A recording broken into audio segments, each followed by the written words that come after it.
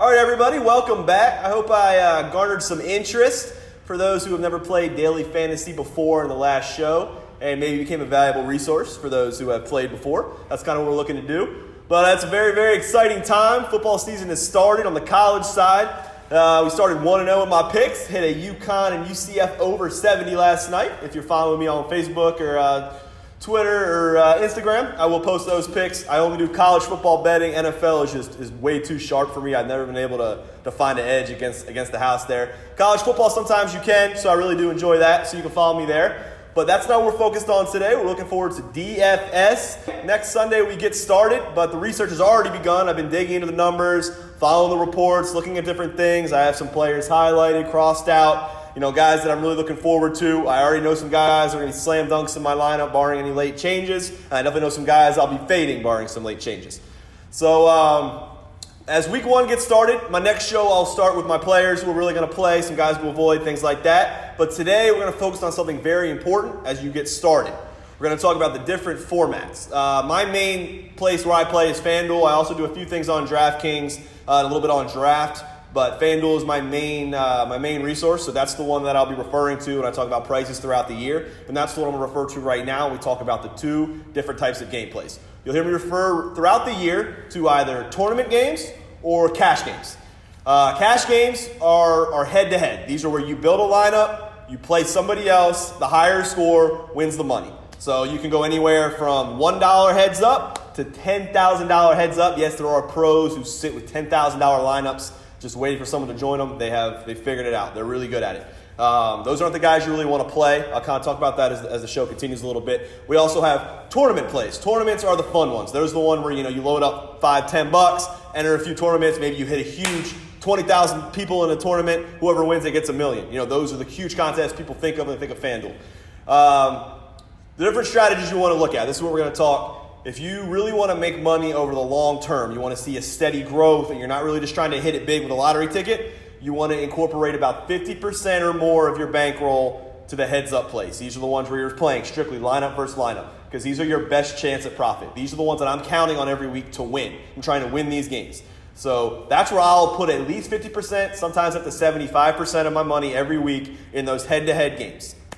Tournaments are where you kind of allocate your other funds. There's some people I know who just want to play tournaments. They'll put all their money in tournaments, and that's fine. It's absolutely great. Sometimes you can have a lot of money. You can only put $10 and win a whole lot of money. It's not a whole lot of risk, but again, you got to understand that your odds of winning those are a lot smaller. Your odds of cashing are a little bit smaller. So know that when you put that money in, you have a very, very good chance that you won't see the return that you'll see in head-to-head, but the head-to-head offers you a lower return. It's just an even money exchange, basically, a little bit less because of the VIG. So now we'll talk about the player differences. Throughout the year, I'm going to tell you about guys that I like in cash games, guys that I like in tournament games, and what the difference is. There'll be some players that I like in both. If there's a player that I really like in week one, he's a slam dunk play, I'll have him in both lineups, all my cash lineups, all my tournament lineups.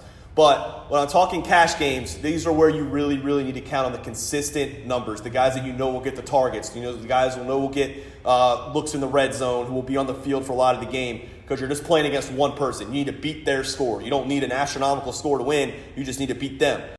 When we're looking for the tournament plays, we're looking for guys, like Tyreek Cohen or Tyreek Hill, those guys that can explode at any chance. They can go for 80 yards to the house, and they can jack you up a tournament lineup, and all of a sudden you're cashing because you have a guy that they don't own. Those guys in heads up are really risky because, you own. We'll keep using Tyreek Cohen as an example. Last year he had a few big games, plenty of games where he goes for 3 carries for 9 yards, kills your heads up lineup, you're dead, you can't win money. So I will almost always avoid guys like that in heads up, but I like mixing them into my tournament lineups because I'll build a few different ones, and I'm only risking a few bucks, and if he blows up, you have a chance to win a lot of money.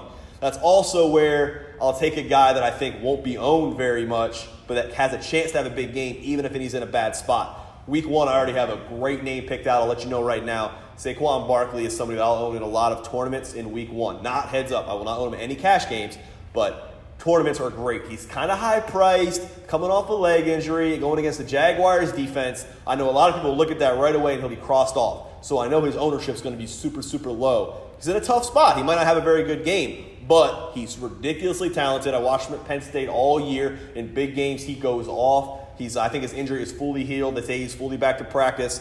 I think he comes out and they give him the ball 30 times, and I think he erupts in week 1. He's somebody that'll be in not all, but several of my tournament lineups.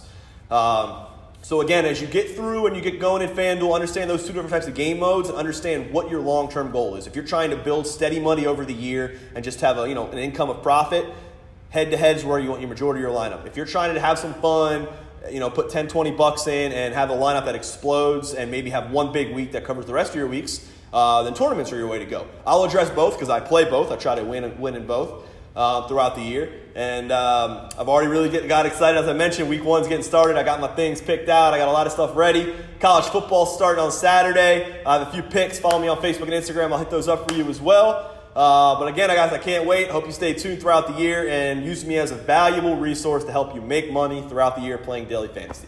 Appreciate you guys. Have a great one. Shout out MYami Studio. Shout out Lil Coke. Let's get it, guys.